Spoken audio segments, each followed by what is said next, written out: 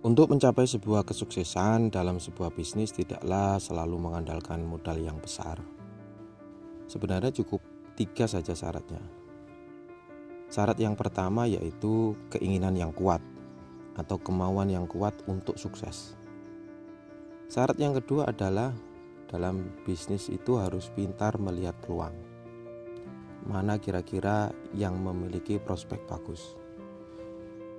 Sementara yang ketiga adalah sungguh-sungguh atau bekerja keras.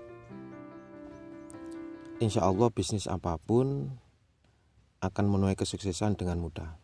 Sebagai misal di Indonesia ini beriklim tropis alias panas. Orang sering dahaga atau haus pada siang hari khususnya, maka disitulah ada peluang. Peluang apa? Ya jualan minuman dingin. Yang paling gampang jualan minuman dingin itu adalah minuman atau es tradisional. Kenapa harus es tradisional? Kenapa enggak yang kekinian? Nanti kita akan bahas kenapa enggak kekinian. Nah, sekarang saya fokus ke yang tradisional. Berikut kami sampaikan 7 ide bisnis jualan es tradisional yang memiliki prospek yang cukup menjanjikan. Bahkan ada yang beromset lebih dari 100 juta sebulan. Yang pertama adalah jualan es cincau. Kenapa es cincau? Satu, sudah dikenal luas. Baik anak-anak maupun orang dewasa sudah tahu. Mau es cincau hijau maupun es cincau hitam. Yang kedua, cara buatnya itu sederhana alias mudah. Nah, yang ketiga yaitu modalnya relatif kecil. Seperti dilansir dari detik.com, ada salah seorang perantau asal Lampung yang bernama Pak Zainal. Beliau merantau ke Bogor dengan jualan es cincau. Nah, malahan Pak Zainal ini tidak memiliki modal sama sekali alias modal dengkul. Beliau berusaha mencari modal dari pinjaman di warung sebelah rumahnya. Nah, kini Pak Zainal sudah memiliki 8 gerobak. Kebayang nggak berapa omset yang diterima Pak Zainal dalam seharinya? Dengan 8 gerobak Pak Zainal bisa memperoleh omset sekitar 3,5 juta per hari. Nah, kalau dikali sebulan kurang lebih 105 juta rupiah. Nah, ide bisnis yang kedua adalah jualan es cendol. Masih dengan jualan es tradisional. Sama halnya dengan es cincau, es cendol ini juga sangat sederhana. Sederhana dalam artian yang pertama cara buatnya, yang kedua sudah dikenal masyarakat, yang ketiganya juga modalnya relatif kecil. Ini ada mantan pengamen, ini sukses jualan es cendol yang sekarang itu bisa beromset sampai dengan 1,25 miliar. Nah, nama produknya itu Raja Cendol atau Randol. Pemiliknya namanya Danu Sofyan. Nah, rata-rata sehari Raja Cendol ini bisa menjual 10.000 cup. Coba bayangkan. Jika harga satu cupnya itu 5.000, maka sehari itu omset Raja Cendol bisa mencapai 50 juta rupiah. Kalau sebulan ya kurang lebih 1,25 miliar. Beda halnya kalau di bulan Ramadan katanya. Omset bisa naik sampai dengan 30%. Ide bisnis jualan es tradisional yang ketiga adalah es dawet. Sekali lagi, bisnis minuman segar, minuman dingin, tidak ada matinya.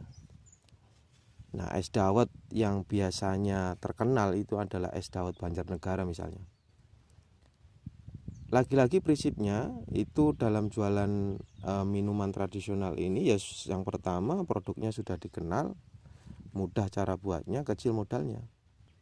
Seperti kisah sukses berikut ini, ada pedagang es dawet ayu di Batam itu sehari bisa memperoleh Rp500.000. Kalau sebulan ya kurang lebih 15 juta rupiah.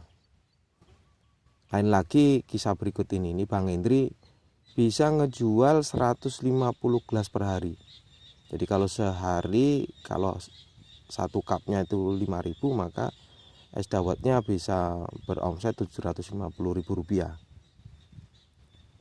Contoh lagi misalkan Bu Sunarti ini bisa menjual 200 hingga 400 porsi nih. Nah, seharinya beliau ini bisa memperoleh uang 1,5 hingga 2 juta rupiah. Dan sebenarnya masih banyak lagi kisah-kisah sukses dengan modal yang relatif kecil untuk berjualan, baik itu es dawet, es cendol maupun es cincau.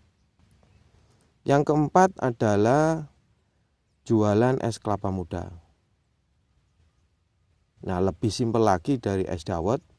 Kalau es kelapa muda ini modalnya cuma gula, es dan juga kelapa. Seperti halnya orang Manggar, Belitung Timur ini misalnya Pak Hendri bisa menjual 100 porsi yang dengan harga 10.000. Nah, perharinya beliau bisa beromset 1 juta rupiah. Kalau dikalikan 30 hari ya kurang lebihnya 30 juta. Lain lagi kisahnya Bang Beni Irawan nih. Beliau punya 2 kedai di Bekasi dan juga di Kelapa Sentul nih. Di Bekasi itu omsetnya 800 sampai dengan 1,2 juta. Nah, saat pandemi kemarin malah omsetnya naik menjadi 80%. Nah, kenaikannya 80%. Sementara kalau di Sentul itu hariannya rata-rata itu 1,3 hingga 2,2 juta per hari. Nah, saat pandemi kemarin omsetnya naik 100%.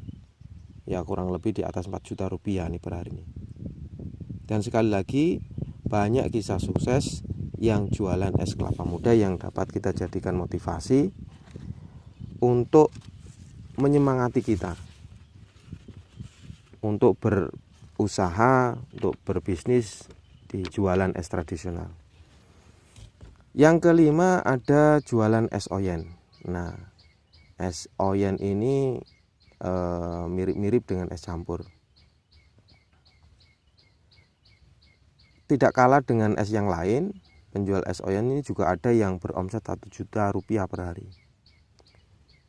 Yang keenam, ide bisnisnya adalah jualan es campur. Ini ada kisah sukses mantan pekerja pabrik yang sekarang jualan es campur. Nah, tahu nggak omsetnya ini sehari itu bisa sampai 3 juta rupiah. Dan nggak tanggung-tanggung, beliau menjual dengan omset 3 juta itu hanya hitungan jam aja, 3 jam. Lain lagi dengan Pak Suyanto, nih asal Jakarta Pusat nih. Berkat kegigihan beliau ini untuk jualan es campur, beliau ini bisa nguliahkan 8 orang anaknya sampai sarjana. Dan juga beliau bisa membeli rumah. Rata-rata sehari Pak Suyanto ini bisa menjual 400 mangkok. Kalau dikali 10.000 maka omsetnya mencapai 4 juta rupiah. Ide bisnis jualan es tradisional yang terakhir adalah es tebu. Es tebu hampir mirip dengan es kelapa muda, yang malah ini juga lebih simpel lagi, atau saya katakan sangat simpel. Hanya beli mesin gilingan tebu sekitar harga 2 hingga 6 juta rupiah. Seperti halnya Bang Hermawan, mantan pekerja bank ini yang dulunya berpakaian necis, bersepatu, kini beliau banting setir, sekarang beliau jualan es tebu. Tahu nggak, omset sebulannya itu beliau bisa mencapai 93 juta rupiah. Itulah sahabat, ide bisnis jualan es tradisional yang intinya sebagai seorang pembisnis awal atau berwirausaha itu yang penting adalah pantang menyerah. Dalam usaha apapun, dalam bisnis apapun, di perjalanannya nanti mesti ada tantangan-tantangan yang dihadapi. Kisah-kisah sukses itu sebagai motivasi kita, sebagai trigger kita untuk lebih semangat lagi bagaimana kita bisa berusaha atau berwirausaha. Kalau hanya mengandalkan bekerja di pabrik, saya kira bekerja di pabrik ada waktunya. Bukan berarti bekerja di pabrik itu jelek, tidak. Tapi semua ada batas waktunya. Nah, usaha-usaha yang kita bangun dari jualan-jualan ini, insya Allah masih bisa kita turunkan ke anak cucu kita nanti. Dengan syarat usaha tersebut berkembang. Dengan syarat kita sekarang mau mengambil inisiatif dan mau mengambil kesempatan tersebut. Yakinlah rezeki tidak akan ketukar. Yang penting kita terus berikhtiar. Semoga ini bermanfaat. Jangan banyak berpikir. Semakin banyak berpikir, maka kita akan ketinggalan. Semakin banyak berpikir, maka banyak hal yang jadi pertimbangan sehingga kita tidak jadi berwirausaha. Semoga sukses. Assalamualaikum warahmatullahi wabarakatuh.